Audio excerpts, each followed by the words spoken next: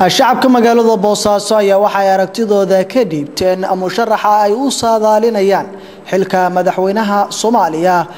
Shabakada SBR ayaa waxa ay aragtidooda weydiisay dadweynaha magaalada Boosaaso cidda ay u dooran lahaayeen in uu noqdo madaxweynaha dalka. أنا حرس فارح وأنا كهالي مقالة بوصاصو أولي محمد علي قاس إن كستو مشرحين هذا الصومالي أي بدنيين وحنا سجار أو تاجرية وطن كأنتو يمين وحياله بدن بأس بدلي فصاعة واحد قالاء صغنا وباهنين اسبدل وين أياتنا وأنا كنت تاجرية. والله ما قال لي مثلا جام حال فرح. جامع ياد أو صادالين ساعة مع دنكاد ودور الله هيد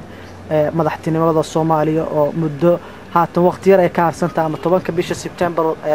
دور الشضاء يدي عدونته ياد أدوجو دور الله وحانو دور الله ولا اللي معاني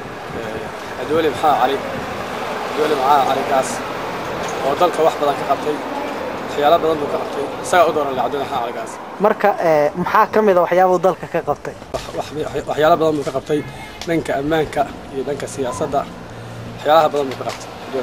marka adigu wax qabadkiisa un baad ugu dooranaysaa si wanaagsan aniga waa Yoonis Xaaji Ducaale aan ku noolahay magaalada Boosaaso maanta ahaan musharaxiinta waxaan u dooran lahaa madaxweynaha hadda noo hayo Sheekh Shariif Sheekh Axmed waxaana ku rajayn lahayn inuu haddana sida hadda nooga dhisay dalkeenu Soomaaliya Muqdisho hadda sida inoo tahay in haddana nooga doonaan doonto kullayba haddana waxaan musharax ahaan anaka madaxweyne ahaan u dooran lahayn Sheekh Shariif leena la siiyo oo kaliya Sheekh Shariif waxaan u rajaynaa inuu madaxweynenimada asig looga shubo oo madaxweyne noqdo haddana Yoonis maxaa si gaar ah aad ugu dooratay Sheekh Shariif ama aad uga soo dhaxsaartay musharaxiinta kale Sheekh Shariif haddeer inta uu madaxweyne noqday dalka wax badan oo u qabtay sida hadda magaalooyinka qaar ay oo degmo laga dhigan xataa degmo ahaan jirin oo degmo kamatali degmo ka dhig adiga ilaaha ala musta'am Sheekh Shariif waa nin wadaniya nin dhalinyaro ah asiga wax garada haddana asiga oo taageerayna magacaygu waa Bashir Cali Xaashi waxaan si balaaran u taageerayaa ra'iisul wasaaraheena Soomaaliya Professor Cabduli Cali Gaas anoo ku taageeraya waxa qabadkiisii iyo intii yareed ee wadanka joogay oo uu sameeyay waxa qabad badan dadaal badan iyo in badan oo horumarina ee degmooyinka Soomaaliya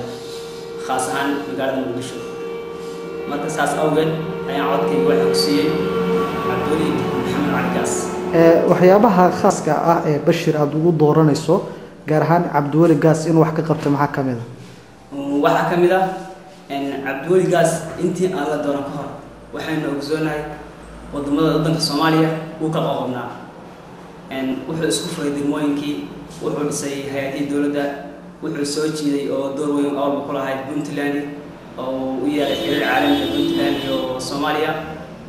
waxyaabo badan waxa qabadkiisa Cabduli ma soo koob garaatan